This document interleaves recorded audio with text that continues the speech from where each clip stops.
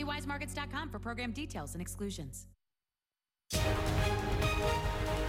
morning, America. Taking on President Trump.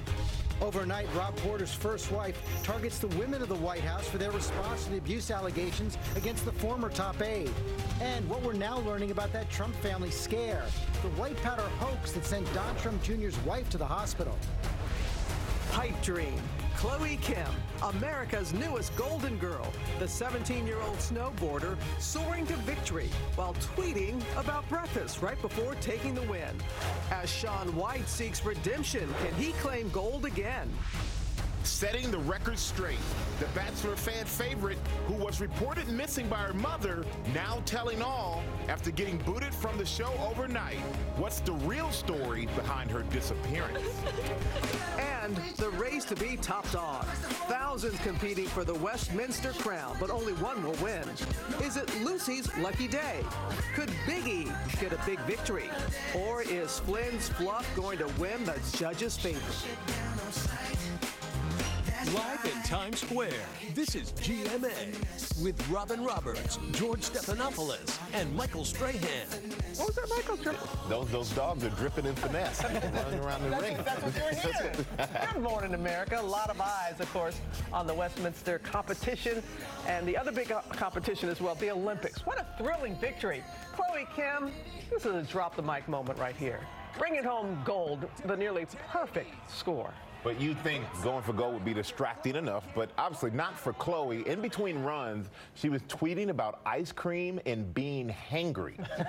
Well, good news is not only did she win, she finally got that dessert called Breakfast of Champions with that gold medal. She also had that great hug for her dad who introduced her to snowboarding. A lot more on that coming up. But we're going to begin with that new backlash for the White House. The first wife of fired aide Rob Porter is taking on the president and top women in the White House for downplaying her claims of domestic abuse. Our senior White House correspondent Cecilia Vega tracking all the latest. And Cecilia, so many tough questions out there, and this White House still doesn't have good answers. Yeah, George, they say that they can't get into specifics in answering these questions, but the reality is they are choosing not to answer these questions. And now Rob Porter's ex-wife has questions for this White House, too. This morning, the woman behind this black eye that has rocked the White House breaking her silence. Colby Holderness, former White House Staff Secretary Rob Porter's first ex-wife, writes in the Washington Post, "I'm not a partisan, I'm not an activist, far from it. Others sought us out in the course of investigating Rob." Holderness is naming names, while she says she appreciated this from counselor to the president, Kellyanne Conway. "I have no reason not to believe the women." Holderness said she was dismayed when Conway said she does not fear for White House Communications Director Hope Hicks, who is dating Porter. "I'm sorry for any suffering that this woman has endured, but in the case of Hope, I've rarely met somebody so strong with such excellent instincts and loyalty and smarts." When pushed, Conway adding strong women get abused too. Many women get abused, no question. But Holderness said her statement implies that those who have been in abusive relationships are not strong. Recognizing and surviving in an abusive relationship takes strength. The White House still refusing to say exactly who knew what and when. And Press Secretary Sarah Sanders saying the words that many have wanted the president himself to say. Why haven't we heard the president say exactly what you just said right there, that he takes domestic violence very seriously? I spoke with the president. Those are actually directly his words that he gave me. But why hasn't he said that? He had the opportunity. I spoke to him, and he relayed that message directly to me, and I'm relaying it directly to you. Does he believe Rob Porter's accusers, or are they lying? Look, as I just said, the president, along with the entire administration, take domestic violence very seriously and believe all allegations need to be thoroughly investigated. And that doesn't answer the question. As I just said, I'm not going to go beyond that. That's where we are right now. The response from Holderness, "Well, I cannot say I am surprised. I expected a woman to do better." So we are now on day 8 of this controversy. It has overshadowed the release of the president's $4.4 trillion budget plan. Yesterday, it threatens to overshadow the Senate debate on immigration, which starts today. George, as much as this West Wing would like to shake this one, they cannot. Because they're not answering a lot of those questions. And as you were pointing out yesterday, when the president wants to tweet something, he tweets it. He has not made those kind of statements yet. This is still also putting a lot of focus on this whole issue of security clearances. Rob Porter had an interim security clearance. It looked like he was not going to get the permanent one. Many other top white officials still don't have those permanent security clearances, including Jared Kushner. Jared Kushner is on that list, and Jared Kushner's attorney tells the New York Times that there are about a dozen or more other people here at the White House at Kushner's level who also do not have this permanent clearance. And we know that one of Porter's ex-wives told the FBI, George, that she thought he would be subject to blackmail because of these abuse allegations and their discussions, these ex-wives' discussions with the FBI during their background checks. You mentioned that immigration debate starting today. The president is tweeting about that, but the parties appear as far apart as ever. Yeah, it's an unusual scene that we'll be watching on the Senate, a debate with no legislation. We expect it to take about 3 days. You said it. The president is tweeting. He says it could be our last chance to fix DACA. That deadline, March 5th. Okay, Cecilia, thanks very much. Robin? And George, this morning there are also new details about that Trump family scare, a white powder hoax sending Donald Trump Jr.'s wife Vanessa to the hospital. Our chief national correspondent, Tom Yamas, is here as the latest on that. Good morning. Robin, good morning to you. The president's daughter-in-law is now speaking out after handling that suspicious envelope, and we've learned what exactly that white powder was. This morning, the president's son, Don Jr., and his wife, Vanessa, recovering from a scare. Someone sending a suspicious envelope to their New York City apartment, postmarked from Boston. It was addressed to Don Jr., but Vanessa Trump opening the letter to find a white powder inside. She called 911 just after 10 a.m. on Monday, telling police she felt dizzy. Firefighters treating her and two others at the apartment, then taking them to this hospital in Manhattan for evaluation and precautionary tests. The powder later deemed to be non-hazardous, and sources telling ABC News it was just cornstarch. But the threat prompting the White House to react. I know the president spoke with her. Beyond that, at this point, it's an ongoing and active investigation, so I can't comment any further. Sources tell ABC News that letter expressed anger towards Don Jr., but not the president. Earlier, Don Jr. tweeting, "Thankful that Vanessa and my children are safe and unharmed after the incredibly scary situation that occurred this morning. Truly disgusting that certain individuals choose to express their opposing views with such disturbing behavior." And thanking the Secret Service and NYPD for their decisive action and support to his family in making a rough day manageable.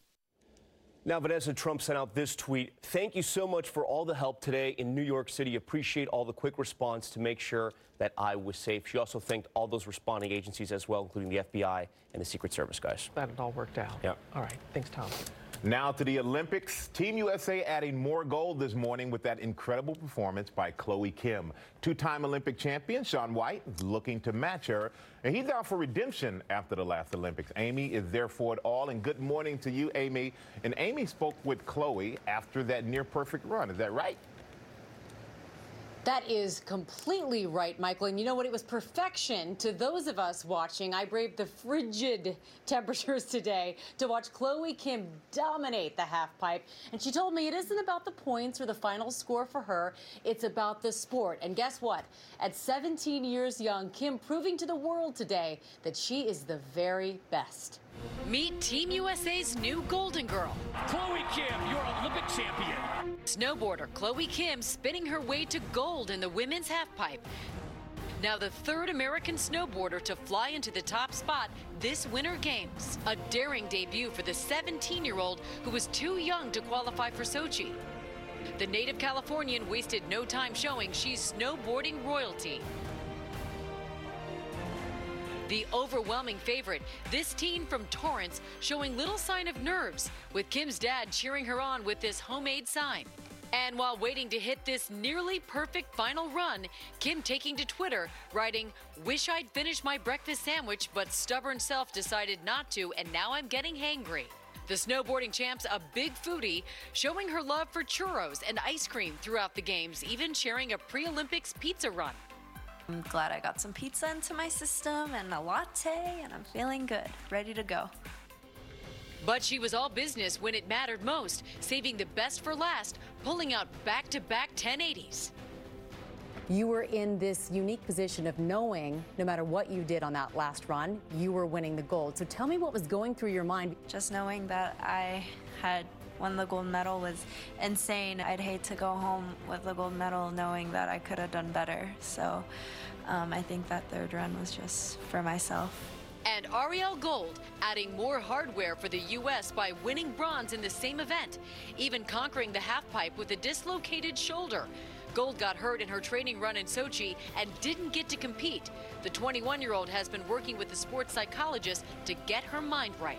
It just made me that much stronger coming into this Olympics, and it definitely set the bar. I'm just super grateful to have been able to earn a medal here. Just hours later, snowboarding superstar Shaun White starting off with a monster performance in his 4th Olympics debut, looking to bounce back after placing 4th in Sochi. And the 2-time gold medalist making a remarkable comeback after suffering this scary injury last fall, requiring 62 stitches. I spoke to Shaun before the opening ceremony.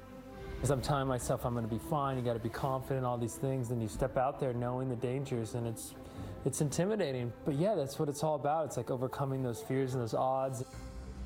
They're practicing for closing ceremonies behind me, complete with fireworks, so you can enjoy that right now. In the meantime, a big part of the halfpipe competition is the music they blast during each run. And Shaun told me that in his Super Bowl ad this year, they played Black Sabbath Iron Man underneath his snowboarding. So he told me watching it got him really pumped. So he is going to ask officials to play that song tomorrow when he competes. So let's take a look at the medal count so far. Team USA still in the top 5 with 3 gold medals, 1 silver and 2 bronze medals. Norway, though, still in the lead with a total of 9 medals, 2 of them gold. Michael?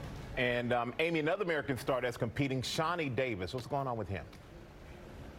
That's right. Speed skater Shawnee Davis competing in the 1,500 meter. He started off strong, guys, but he did fall behind, and he is not going home with a medal in this event. You may remember, of course, Davis facing some backlash before the opening ceremony after tweeting about losing the coin toss to luge star Aaron Hamlin over who would carry the flag for Team USA. Davis does have one more event left, the 1,000 meter, and that happens later this week, guys. All right, good luck to him in that 1,000 meter, and thank you so much, Amy. And we're not done. We're going to have more with Amy later on. A lot more coming up later, but right now we get the latest on the deadly flu epidemic and one of its newest victims, a Texas mother of 2 who died after she turned down Tamiflu because of the medication's cost. ABC's Lindsay Jennis is here with the story. Good morning, Lindsay. Good morning, George. She was a mother and a school teacher, and her insurance only made a small dent in the cost of the antiviral, so she decided to try to go without the potentially life-saving drug. The small Texas town of Weatherford reeling from the sudden death of 2nd grade teacher Heather Holland. I just couldn't believe how quick it had gone. The 38-year-old died of complications from the flu last week, not long after nursing her 2 young children through the virus. Her husband telling ABC News she did not take an antiviral because of its cost. $116 for the generic form of Tamiflu with her medical insurance. He says they could afford it, but on principle, she refused to pay. The next day, he says he bought the drug and made her start taking it. One company that tracks drug prices telling ABC News the average price right now for Tamiflu brand is $175 and $135 for the generic form. But the drug maker says it is organizing with pharmacies and insurers to mitigate financial concerns. And even with no insurance, discounts are available. We can get the cost for generic Tamiflu down to about $58 to $60, and that's a pretty big savings compared to a cash price of almost $140. Now, as the deadliest flu season in a decade barrels on, some promising new research from Columbia University scientists suggesting a new kind of ultraviolet light could actually kill the virus without harming humans. It's safe for human exposure, but it's not safe for the bacteria. Their research suggesting low-level UV light in ceilings of enclosed spaces like lobbies and hallways could help kill the virus in the air. That's how most flu infections get transmitted, from something like a sneeze. If we could kill the viruses while they're in the air, we really think we could take a bite out of the seasonal influenza epidemics. Lindsay, you mentioned some of those discounts for Tamiflu. How else can families save? Well, what we found is that most insurance plans do not cover Tamiflu, and if they do, it's a small fraction. So what you can do is call around to pharmacies in your area, find the best price, or you can use apps like GoodRx where you put in your zip code and they tell you who's got the best price. They've also negotiated discounts on our behalf, and you can use coupons that they have at your pharmacy. Bottom line, if you can't afford it, or maybe you have to buy for a few people in your household at once, let your pharmacy know. there should be help out there. Yeah, and do not wait. Lindsay, thanks very much. Okay, George, now to a story of hope. Conjoined twins successfully separated with the help of dozens of doctors and nurses in Texas. ABC's Kana Whitworth has all the details for us. Good morning, Kana. Hey, Robin, good morning. Jill Richards learned that she was carrying conjoined twins during a routine ultrasound. So the family, who lives in North Texas, relocated to Houston to deliver the twins and be close to them during their year-long hospital stay. A miraculous chance at a new life for conjoined twins Anna Grace and Hope Elizabeth Richards. Their mother Jill gave birth to them right after Christmas. The newborns conjoined at their chest and abdomen. At Texas Children's Hospital, their doctors began treating them before they were even born. First questions the parents always ask is, well, what's the outcome going to be for my children? Are they going to be potentially separable? And we prepared plan A, B, C, D, all the different permutations. We rehearsed and simulated all the things that could go wrong. A team of nearly 75 surgeons, anesthesiologists, cardiologists, and nurses came together to perform the intricate procedure that would give them a chance to live separate lives. You need more than a football team to do this. The girls' hearts were connected. They had two separate hearts, but they were fused with the bridging vein. But obviously you still kind of have, hold your breath until that final moment. 7 hours later, each sister wheeled out of the operating room where mom and dad got to see their babies in separate beds for the first time.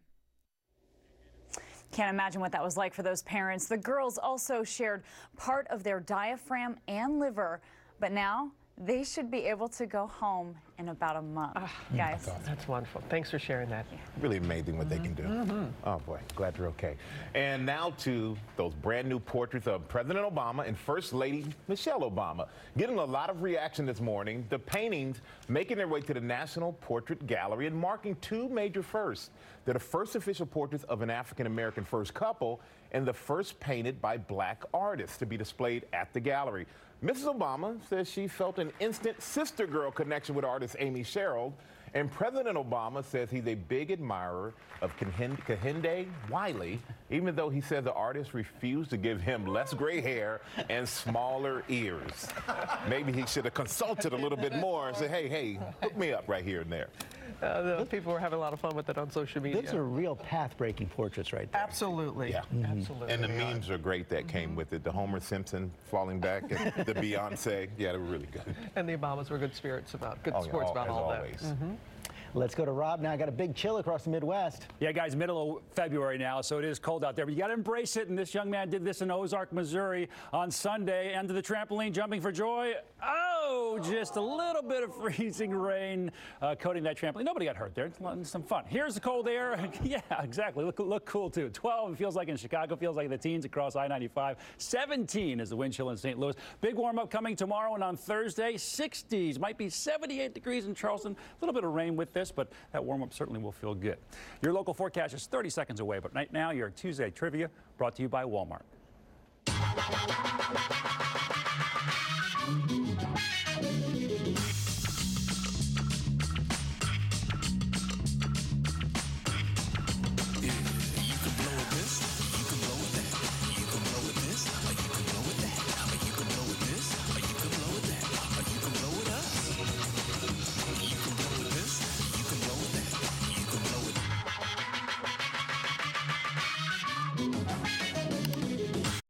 Hey, on this Fat Tuesday, some cold clouds as our temperatures top out around 40 degrees. So getting a little gray and gray conditions too tomorrow, but the rain should hold off until very late on your Valentine's Day. Temperatures will be higher in the lower 50s and then we'll track near record warmth for Thursday. Could be our first 70-degree day of the year, but hold on, winter's not done. A chance for a little wintry mix on Saturday with 52 on Sunday. Rain possibly late in the day. And in the spirit of the Olympics, check this out. That's right, World Championships of shovel racing there in Angel Fire, New Mexico. Do not crash. It can be painful. My brother and I used to do this. This is the 39th annual. Really? Yeah, but look, they're vying to get in the Olympics in 4 years, hopefully. And you survived to talk about it. Oh, it's a little sore. TMI. Coming up, that Bachelor contestant who was reported missing by her mother is live on GMA now telling the real story behind her disappearance. If you're moderate to severe ulcerative colitis or Crohn's symptoms,